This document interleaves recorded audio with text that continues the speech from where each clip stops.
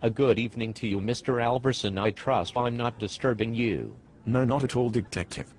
How can I help you? Well, I was looking over the case file pertaining to the recent murder, and your name was referenced a few times, so I figured I'd find out what you may know.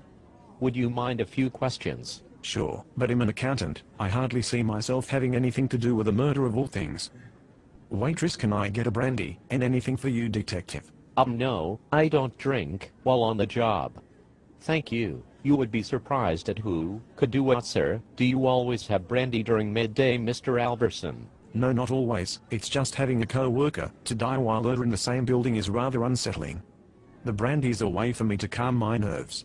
That's understandable. How long have you known Mrs. Lufkin? Stacy, not long, maybe a year or two. We encountered each other on occasion, when there were accounts to be handled, but besides professional meetings we hardly saw one another. You say that like you wished it were different. No, no, nothing like that. I only meant that. I'm sure I was interested in her, but for heaven's sake she was married. Did it upset you that you could have such a professional relationship with this woman, but never have it go into more? No, like I said, I was interested in her, but what man in that office wasn't? Would you say any of your co-workers had stronger feelings about her than you? No.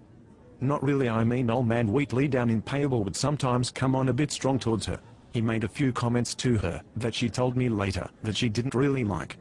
But I wouldn't say any of his jibes could lead to what happened though. He was just a dirty-ass old man. What kind of comments? Well, in one instance he asked her if she, if she... Oh, come with it, man. If she shaved her privates. He really asked her that? Yes. Anything else you want to spring on me? No. Listen, detective, I want you to believe I had nothing to do with her dying. I admired her. I would never see her hurt, let alone killed. Well, that's all fine and dandy, but I'm still gonna keep tabs on you, just to be sure I don't miss anything.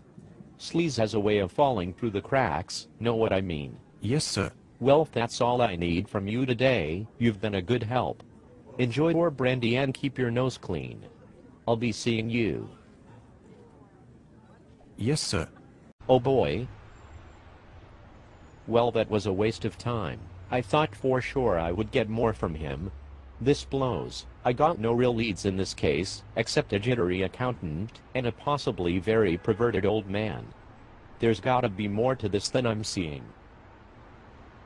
I guess I can talk with the chief and see what he thinks. Then again, he'll probably say what he always does. You took the case, so you solved it. Waitress, the scotch on the rocks, please. I could use a shot of brain food. It's gotta be hard to pull this one off, unless I get some more info. That looks kinda like the building manager standing out there. I wonder what he's up to. I could scrap some info out of him for sure. Waitress, hold that cup, I'll be back for it.